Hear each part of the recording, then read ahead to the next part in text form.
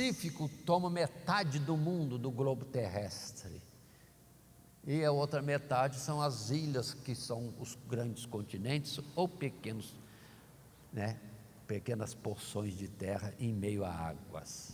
Então tem água com abundância. E se Deus queria que inundasse tudo, para Ele, até multiplicar água, Ele pode multiplicar. Ele transforma a água em vinho, sim ou não? Ele multiplica pães, multiplica peixes. E se Ele quer mais água, mais água e mais água, não pode ter bastante água para inundar tudo? Fácil. Então vamos entender, estamos falando da história e dos feitos de um Deus todo poderoso. Não vamos limitar. Ele falou, vamos tomar com palavra de verdade. Pronto. E isso sempre é citado pelos profetas, pelos apóstolos, conforme vemos Pedro fazendo menção. Mas continuando, indo já para um segundo parágrafo, nesse subitem, que é o segundo, o fim é chegado, ainda o texto que temos diante de nós diz: é importante salientar que, havendo Noé, seus 3 filhos, sua mulher e as 3 mulheres de seus filhos, e todos os animais conforme a sua espécie, entrado na arca, o Senhor fechou a arca por fora, de modo que eles não pudessem mais sair, enquanto o juízo não se consumasse sobre aquele mundo, nem ninguém do lado de fora entrar, caso desejasse, ou ante a visão do dilúvio de águas.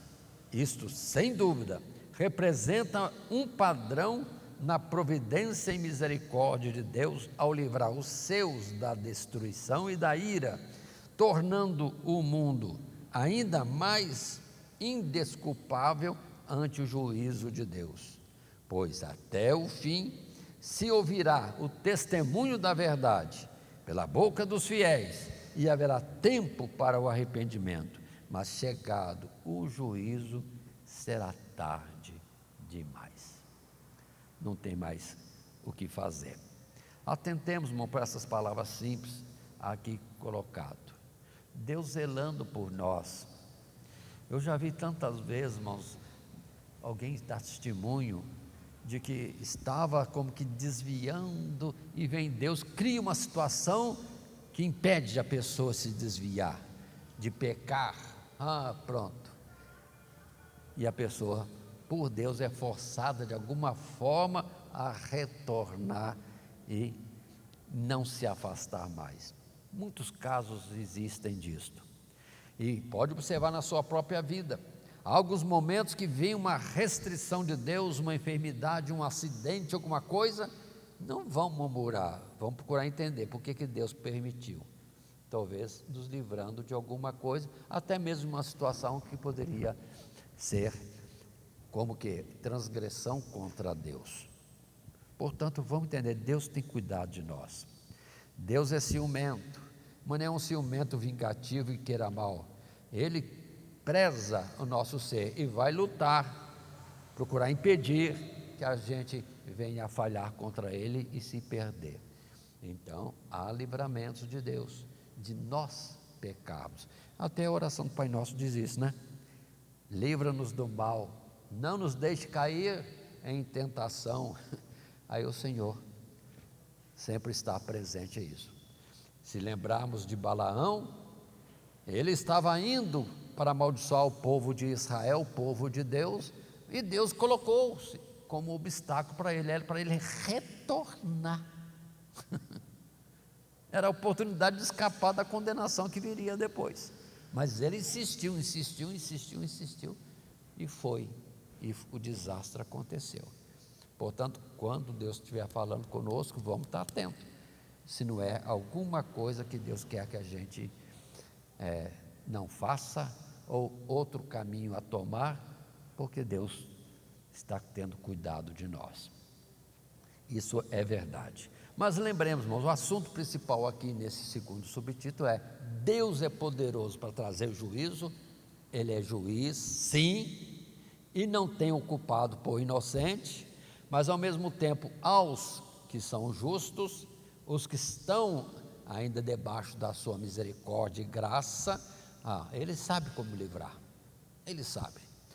É verdade aquela palavra, vamos repetir outra vez: 1000 cairão do teu lado, 10.000 à tua direita, mas tu não serás atingido. Não podemos esquecer, é verdade isso. Então somente estejamos em comunhão com Deus. Algo vai acontecer, se é para livrar, Deus vai livrar. Se vier o fim do mundo e não é para a gente morrer, Ele vai arrumar uma nave espacial, ou vai emprestar uma nave celestial para a gente escapar da destruição deste mundo. Mas só que haverá escape para o justo, e não será com nenhuma arca, nenhuma nave espacial, mas está bem claro quando ele diz que os mortos hão de ressuscitar, e os vivos, junto com os mortos, serão transformados, revestidos de um novo corpo, e vão subir a encontrar o Senhor nas nuvens. Deus vai dar livramento, e o livramento será o último no juízo final, que certamente haverá. Mas observemos, Hebreus capítulo 11, verso 7, dentro daquele assunto de Hebreus, que muitos chamam de galeria dos que alcançaram o testemunho de fé. A palavra no verso 7 fala de Noé. E qual é a palavra que está aqui para a gente colocar junto nesse assunto e neste estudo? Pela fé, Noé, divinamente avisado das coisas que ainda não se viam, temeu, e para a salvação da sua família preparou a arca, pela qual condenou o mundo, e foi feito herdeiro da justiça, que é segundo a fé. Aí está. O próprio fato de Noé construir a arca num tempo longo e perseverar em construir é o testemunho para todos de que sim, haveria o juízo, e pouco a pouco tudo estava conduzindo para aquilo. A arca pronta, o juízo pode ser iminente. Vamos entender esse ponto, para a gente fazer da nossa vida uma preparação da nossa arca, espiritualmente falando. Vamos avançando em fé, em graça, sim, vamos melhorando, acrescentando cada dia algo mais, santificando, nos limpando, e nisso aí é como se a nossa arca fosse ficando pronta, até Deus dizer, está na hora do juízo, e entra na arca e pronto.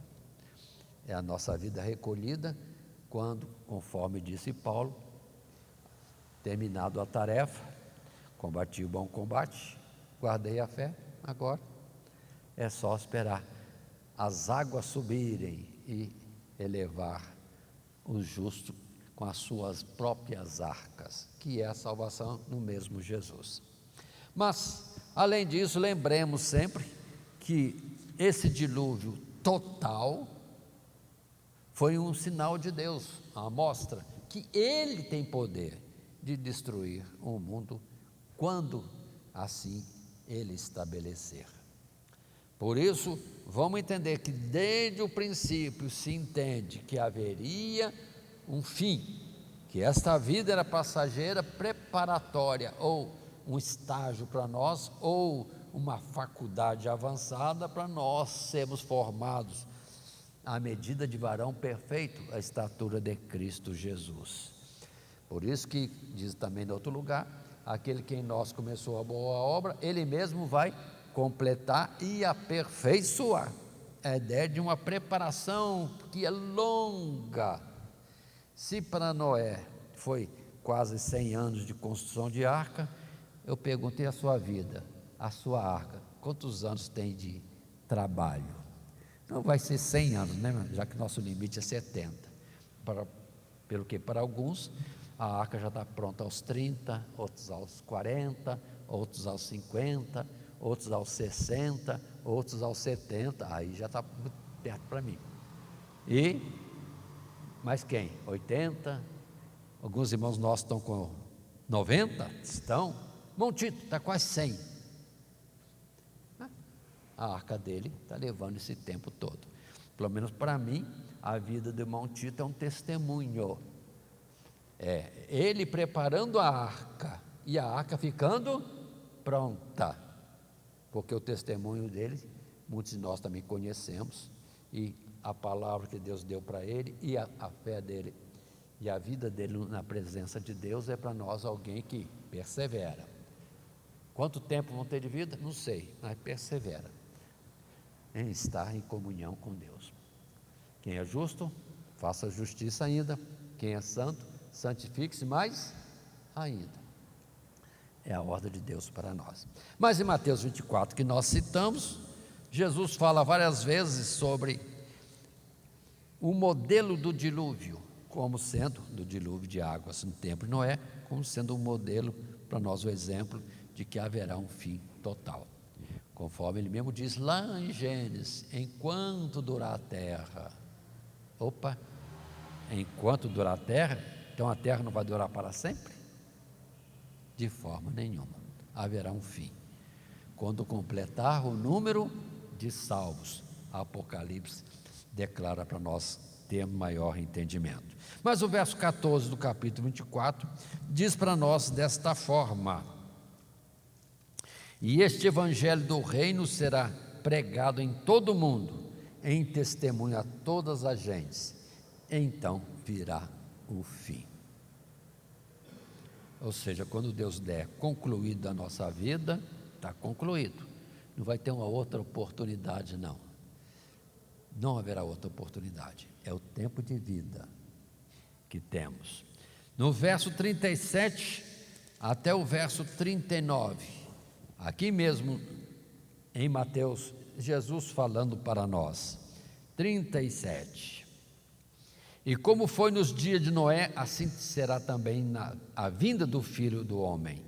Porquanto assim como nos dias anteriores ao dilúvio, comiam, bebiam, casavam e davam-se em casamento, até o dia em que Noé entrou na arca, e não perceberam, até que veio o dilúvio, e os levou a todos.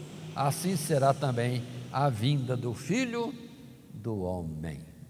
Pode ser que alguns saibam quando vai ser o fim, ou o seu recolhimento, porque Noé sabia, a salvação dele, ou a destruição do mundo, era apenas uma semana, e naquele tempo foi uma semana mesmo, foi 7 dias, e veio depois o dilúvio. Mas continuando, agora nos versos 42 a 44, Jesus mesmo disse: vigiai, pois, porque não sabeis a que hora há de vir o vosso Senhor, mas considerai isto: se o pai de família soubesse a que vigília da noite havia de vir o ladrão, vigiaria e não deixaria que fosse arrombada a sua casa.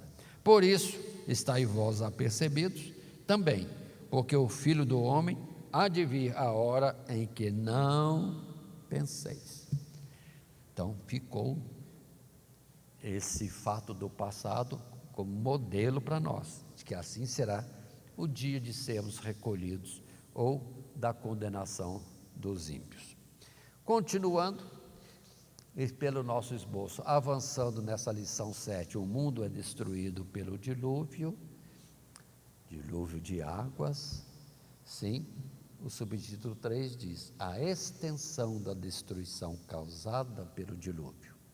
E o texto é 17 a 24, aqui mesmo em Gênesis, no capítulo 7 do nosso estudo, nesta noite, nesta oportunidade.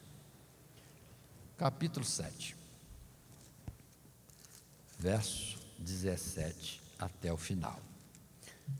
Assim está escrito: e esteve o dilúvio 40 dias sobre a terra, e cresceram as águas, e levantaram a arca, e ela se elevou sobre a terra, e prevaleceram as águas, e cresceram grandemente sobre a terra, e a arca andava sobre as águas, e as águas prevaleceram excessivamente sobre a terra, e todos os altos montes que havia debaixo de todo o céu foram cobertos.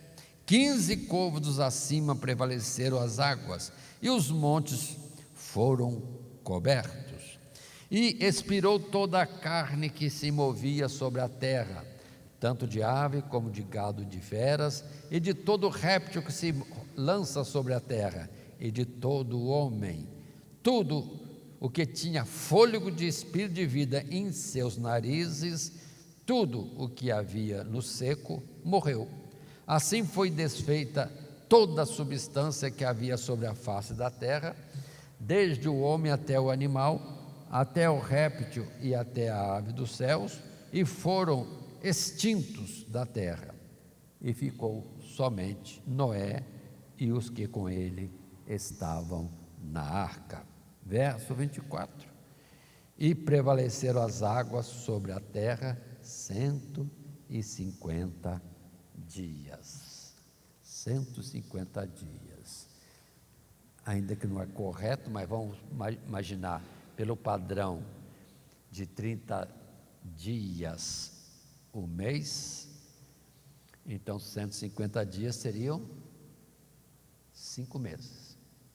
As águas prevalecendo 5 meses. Mas, irmãos, tendo lido esse texto, que já anunciamos, verso 17 a 24, no nosso primeiro parágrafo, nesse subtítulo, a extensão da destruição causada por dilúvio. O que está em tela diz para nós: pode-se perceber a magnitude do dilúvio pelo fato de que o volume das águas aumentou continuamente ao longo dos 40 dias e 40 noites de chuva. Mesmo não fazendo descrição, ou não fazendo ideia da topografia exata do mundo antediluviano, o texto traz a descrição de uma inundação tão grande, tão colossal, que excedeu todos os montes mais altos da terra em 15 côvados, diz o verso 20. Isso indica a universalidade do juízo de Deus. Não foi uma inundação local, nem houve possibilidade de se escapar à destruição. De fato, como a terra se configurava numa única massa e não em continentes e ilhas, como conhecemos hoje, o mais razoável e natural é entender que, se as águas cobriram os mais altos montes, inevitavelmente cobriram toda a terra, dando ao planeta um aspecto semelhante ao que teve no princípio: superfície só de águas. Além disso, o propósito de Deus era destruir tudo o que havia no seco, de animais até o homem, de modo que Noé e sua família e os animais que ele levou consigo na arca se tornassem os únicos herdeiros de um novo mundo que seria povoado pelos seus descendentes. Aí está, essas considerações. Muito bem, irmãos, vou dar um testemunho para os irmãos de um fato que eu presenciei, de um livramento de Deus. Eu fui certa vez em São Paulo e fui comprar Bíblias, material de literatura evangélica, lá no Conde de Sazetas, é mais ou menos isso o nome da rua.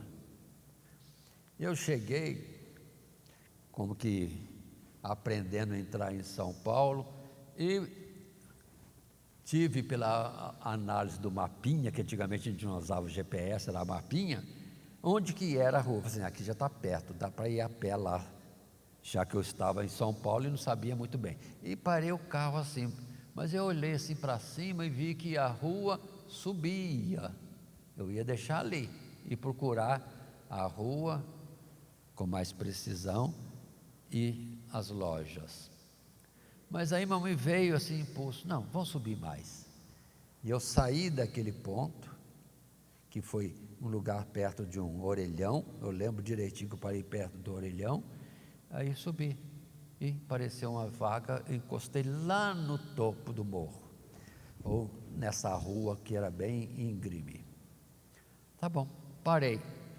Desci do carro? Não, eu estava com um dos meus filhos, porque começou a cair chuva. Só chegar lá em cima, encostei, fiquei dentro do carro, porque caiu uma chuva bem forte. Eu marquei a hora, quanto tempo a gente vai ficar esperando essa chuva? Aí, de a pouco, parou a chuva, eu olhei, 20 minutos, desci do carro. Na hora que eu desci do carro, eu olhei lá para baixo, aquele local do orelhão estava pela metade de água. 20 minutos de chuva lá em São Paulo, subiu na altura do orelhão. Coitado do meu carro, se tivesse ficado lá, estaria boiando nas águas. Agora, eu fiquei olhando, considerando, pensando, livramento de Deus, porque eu ia parar lá, naquele orelhão, e agora estou aqui em cima contemplando, e tudo inundado, e comecei a andar por ali, e as águas não baixaram não, 20 minutos para encher, e para sumir a água, não sumia, levou tempo, que não lembro mais se foi 1 hora, 2 horas, para a água sumir. Assim também o dilúvio, irmãos, ele veio 40 dias e 40 noites, foi só subindo.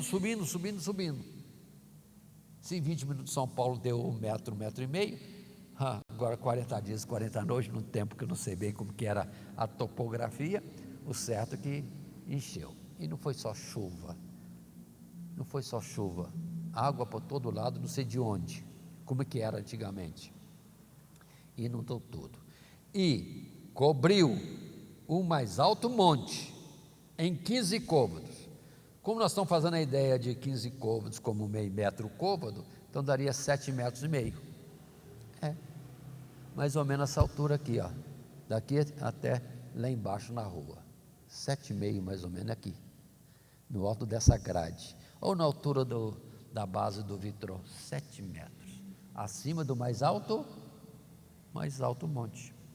Então é verdade, irmãos, a água vem e fica, é o que nós precisamos entender, e com isso quero dizer, morreu tudo que estava no seco, porque não tinha mais nada seco, cobriu tudo, o mais alto monte, e não foi 1 dia, 2, foi muitos e muitos dias, que a gente vai ver daqui a pouco, no nosso mesmo estudo aqui. Consideremos isso, o mesmo Deus que pode fazer vir águas, Ele pode mandar sair, ou se Ele mandou sair, Ele pode fazer retornar. Acredite nisso e considera, Deus avisou antes. Agora, o que eu queremos dizer é que foi universal, foi total no mundo. Por isso que muitos que ficam procurando alguma coisa de arqueologia, fósseis, acham sim fósseis de peixes, aonde? Nos mais altos montes. Ou seja, como é que esse peixe veio parar aqui em cima? Justamente mostrando que em algum tempo teve água ali, a água foi baixando e os peixes ficaram aprisionados e morreram nos altos dos montes. O mar esteve lá, ali foi inundado, pelo menos nesses dias do dilúvio. Mas passemos a um parágrafo segundo, a extensão da destruição causada pelo dilúvio. Consideremos ainda que, passados os 40 dias e 40 noites de chuvas torrenciais, o dilúvio não havia terminado. A inundação havia chegado ao seu ápice e toda a terra se encontrava submersa sobre as águas. Contudo, levaria um tempo ainda maior para que as águas escoassem e voltassem ao seu lugar, e para que a face da terra seca pudesse novamente ser avistada e finalmente habitada.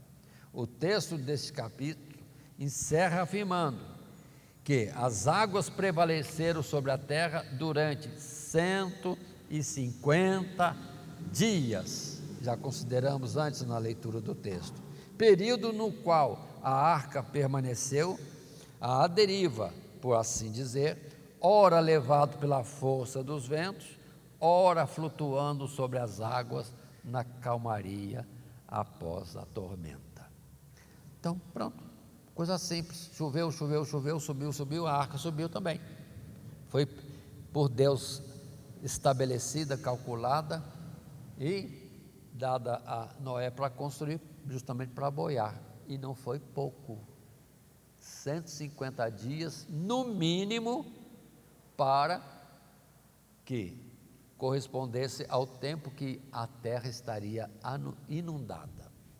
Ou seja, se subiu 15 côvados acima do mais alto monte, levou 150 dias para aparecer, pelo menos, os primeiros picos dos montes naquela área em que a arca estava.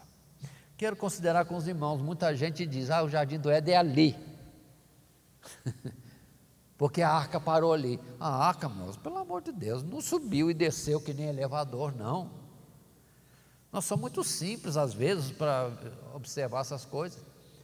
Uma vez que encheu a terra de água, ela ficou à mercê das correntes normais que existem nos grandes volumes de água e no vento que soprava. Então a arca não subiu que nem elevador, subiu, foi diminuindo a água, foi descendo de novo e voltou à posição que estava antes. Não, ela andou, flutuou o tempo que teve que flutuar e não estava estática numa mesma vertical. Então é muita infantilidade entender que a arca subiu e desceu. Então é só procurar onde é que está um rio, outro rio, o Tigre, o Eufrates, e pronto, já achamos onde que é o jardim do Éden, o cruzamento desses rios. Falha gravíssima, porque naquele tempo passado Deus determinou um rio que se dividia em 4, regando toda a terra. Agora não é assim mais, não é mais assim. Não tem um rio que dá origem a vários, vamos dizer assim, ramos de água espalhando água pela terra. É o contrário. Agora há minas de água que vão gotejando nas montanhas, nos lugares de bastante umidade, e esse gotejar ou esse fluxo de água pequeno vai aumentando, porque vai descendo através dos montes, formando pequenos ribeiros que caem em cima de outros pequenos ribeiros, formando rios, e rios às vezes caudalosos que nem o Amazonas. É o contrário. Então a nossa geografia, topografia hoje é totalmente diferente. E o pessoal dizendo que aquele lá é o rio Tigre, ou que aquele lá é o rio Eufrates, outra vez perdoa dizer, infantilidade. Haviam 4, um rio que se dividia em 4, e agora não, agora é o contrário. Muitos rios que vão se unindo, formando maiores rios, mas no final todos caem no mar. Então nós estamos muito desatentos para entender pequenos detalhes da Bíblia que nem é espiritual, é normal. Antes a terra era uma só, porque Deus mandou subir a parte seca e o resto era água, separado, formando os mares. Mas hoje não é isso. Hoje todo mundo é cheio de ilhas. Os grandes continentes são ilhas, e os pequenos conjuntos de terra, pequenas porções secas, são ilhas. O mundo é cheio de ilhas, ou seja, uma geografia totalmente diferente. Então ninguém queira saber onde é que é o jardim do Éden, né? Pode ser que alguém vai mandar uma expedição lá para poder achar a árvore da vida, mas vão estar mais curiosos para achar a árvore do conhecimento do bem e do mal. Na tendência do homem é valorizar o que é carnal e não o que é espiritual, mas tudo isso é confusão de rosto. Vamos estar quietos, tudo aquilo foi figura. Na verdade, existiu o que Deus estabeleceu como árvore da vida e o que Deus estabeleceu como a árvore do conhecimento do bem e do mal, e os limites do chamado jardim do Éden. Mas tudo isso já passou e nem é para existir, porque tudo foi figura dos bens eternos.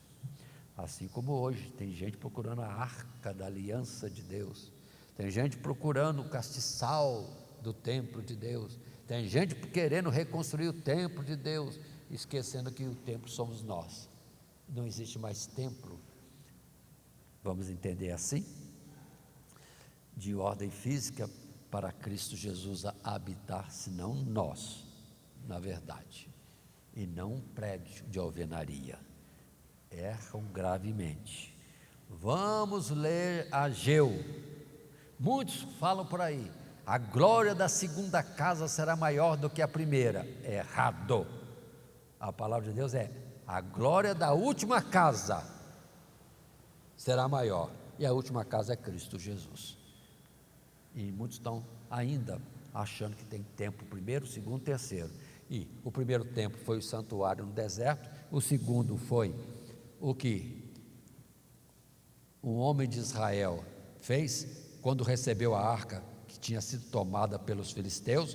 Terceiro tabernáculo de Deus foi o que Davi levantou com tendas em Jerusalém. O quarto foi o templo de Salomão, e lá em Zorobabel o quinto.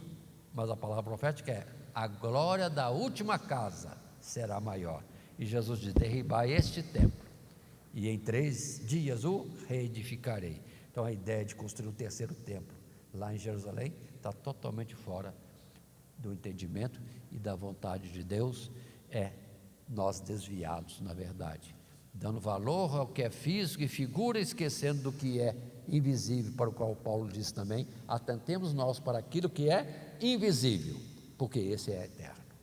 Assim, vamos estar concluindo a nossa lição, já dentro do nosso esboço, a nossa conclusão, num texto simples, que aí temos o dilúvio.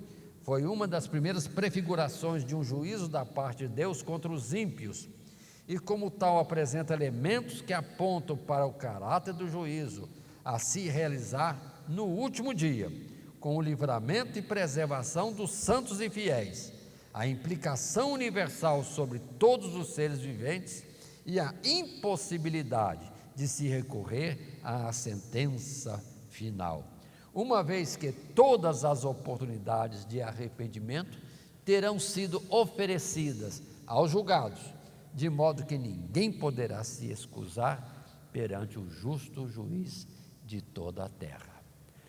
O dilúvio mostra: o tempo para escapar do dilúvio é uma atitude antes. Mais uma vez, vindo o dilúvio, não tem mais chance alguma, a porta está fechada. Vindo Cristo Jesus, a porta vai fechar, não adianta bater. Por isso vamos estar atentos, que pode ser que hoje ou ontem, já aconteceu de Deus fechar a porta da graça, ou vai ser amanhã, ou no mês que vem, ou no ano que vem, não sei quando, mas o caso é que haverá um tempo em que muitos estão vivendo como tudo normal, mas a sentença de Deus já está dada, e muitos como que na expectativa dos 7 dias últimos, quando virá o juízo de Deus. Ou seja, porta fechada, quem estava dentro está salvo, quem está fora não tem mais chance. Vamos hoje, conforme diz também Salomão, lembrar do nosso Criador, antes que venha o dia terrível, e o espírito volte para Deus que o deu, e o pó volte à terra como era. E assim, irmãos, encerramos lembrando do nosso esboço que propomos, e a condução, o desenvolvimento dessa lição, preparativos finais para o dilúvio. O fim é chegado, e a extensão da destruição causada pelo dilúvio. E o texto áureo: assim foi desfeita toda a substância que havia sobre a face da terra, desde o homem até o animal, até o réptil, até a ave dos céus, e foram extintos da terra, e ficou somente Noé e os com ele estavam na arca. 1 mais 7, modelo de Cristo o Salvador, e 7, a plenitude dos salvos. 7 sempre é figura para nós também. Assim que Deus nos abençoe em Cristo Jesus. Amém.